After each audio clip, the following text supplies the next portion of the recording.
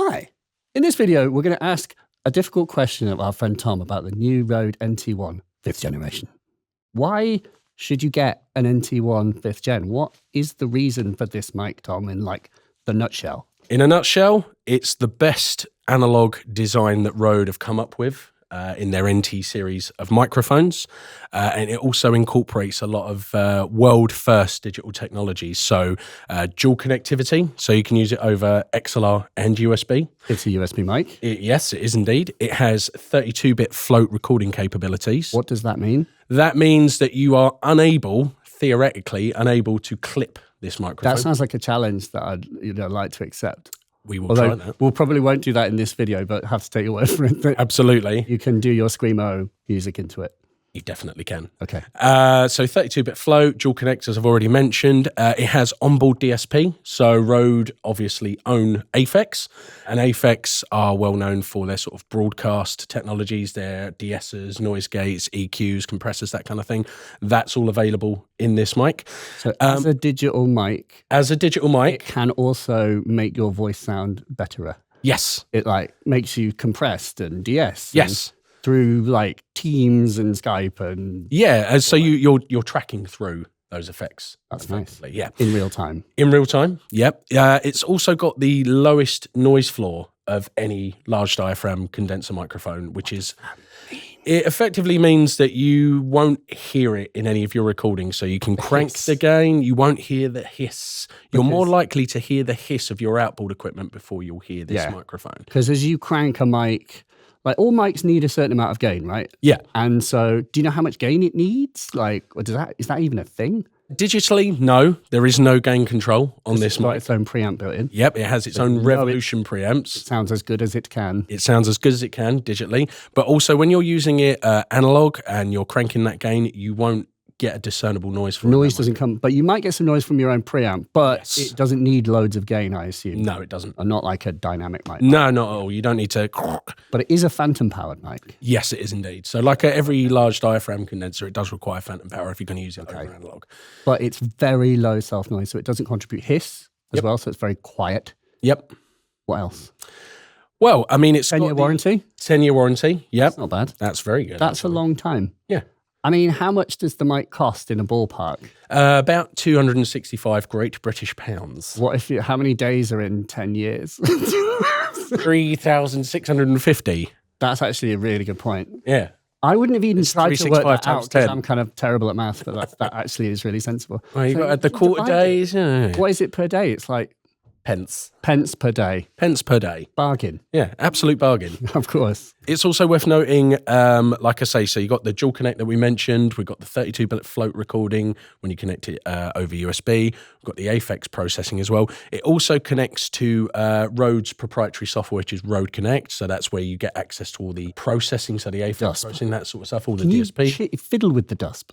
You can fiddle with the DSP. That you can change all the settings and leave them in the mic. Yep. And then like it's just got your sound. Yeah. Can you have like sound profiles and stuff? So it's like here's my voice with. I've sort of set it and forget it, so I've not played with the profiles. So yeah, I think I've set it for my voice. And that's it. Yeah. It's done. The reason I mentioned Rode Connect as well is it's got a really, the ASIO driver that's part of Rode Connect is really intelligent. So if you want to connect more of these mics by USB, historically, if you want to connect multiple USB mics.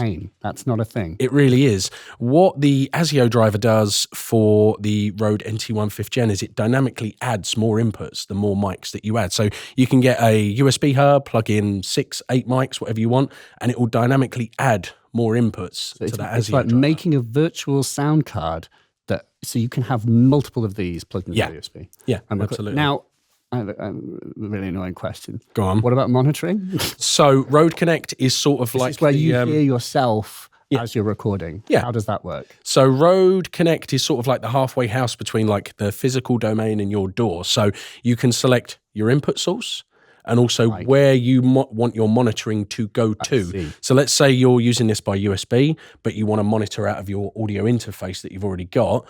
You just select this as the input, your audio interface as the output, get the latency as low as you can, system dependent, of course, and then you'll be able to hear what you're tracking. So the point is that you don't have headphone ports on this, but you can hear yourself or what you're recording as you go. Yeah. And then the other thing with this whole like 32-bit madness is to do with there's no gain setting. You don't adjust the gain. No, you don't adjust the gain. You don't need to. It just has got enough headroom that, I mean, there must be like an actual upper limit, but we're talking like... Yeah, so advertised at 135 dB. That's too loud. Is like a shotgun blast. That's like that's horrible. Effectively, yeah. That's really super, super loud. Like, I need to commit this to memory, but like space shuttles are like the loudest thing. Yeah. So space shuttle, but in sort of practice, the idea is that you can whisper and you can shout, which I'm not going to do. Yeah.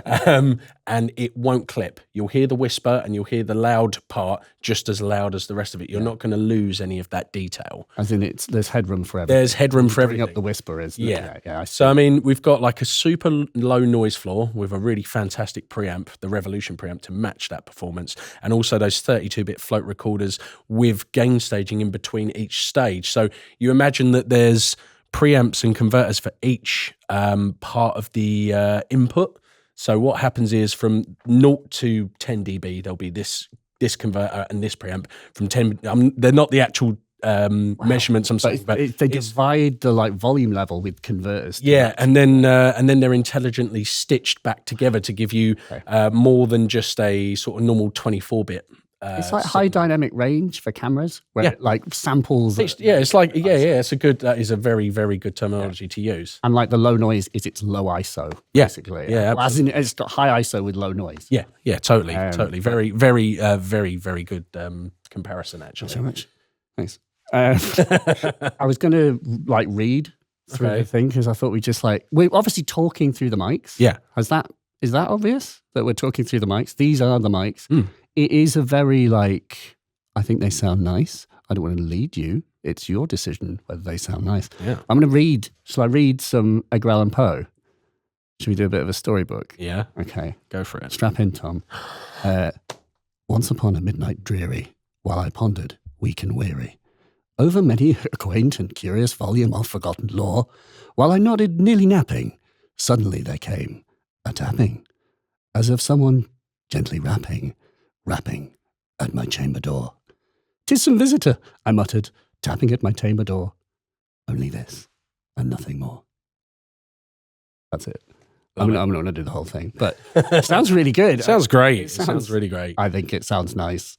And I mean, obviously, like the NT1A, the NT1A had a slightly brighter profile. The NT1 had a slightly more just tubier. Yeah, so and this is the same capsule that's in the NT1. Yeah, so the voicing is sort of like a hybrid between the two. So everyone, I say everyone, a lot of people are very happy with that NT1A sound profile, and also there's another camp that are very happy with the NT1 profile. This is sort of like an amalgamation of the two. That's so good. You have got the 2014 revision of the NT1 capsule, but also the voicing is a little bit of NT1A more to it than so there's upper brightness and that kind of thing. So the frequency response to the mic is much more extended, as well as having that super low noise floor.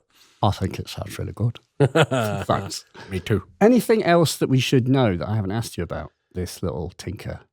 I'm trying to think off the top of my head. I mean, a lot of the features are tied up in the software, so it's worth mentioning Rode Connect. You have got the ability to launch sound. So if you're familiar with the Rodecaster, you've got like sound pads in there, and you do have the recording capabilities in there as well. And also with Rode Connect, you can mix internal sounds from your system as well. So if you wanted to send Spotify or YouTube or something into something that you want to record, you can totally do that. What you're saying is basically Rode Connect turns your computer and this into a sort of Rodecaster podcast studio thing. Single channel Rodecaster podcaster studio. But with like multiple mics. Yeah, but with multiple mics you can by USB. More. Yeah, totally. Without the need for an audio interface necessarily. Absolutely. You could just plug your headphones into like the built-in audio interface for your Mac. You can, like I say with Rode Connect, you can send the output to anything, to any system device. So be that the headphone output of your laptop like we've got here, or however you're going to use it. Pretty good. Yeah, really cool. Anything else? What more do you want to know? Well, with that, make sure you like and subscribe. Smash that like button, folks, as they say on the internet. And Tom, thank you so much for showing me. My pleasure. Your cool new mic. Subscribe for more videos to come. Thanks so much.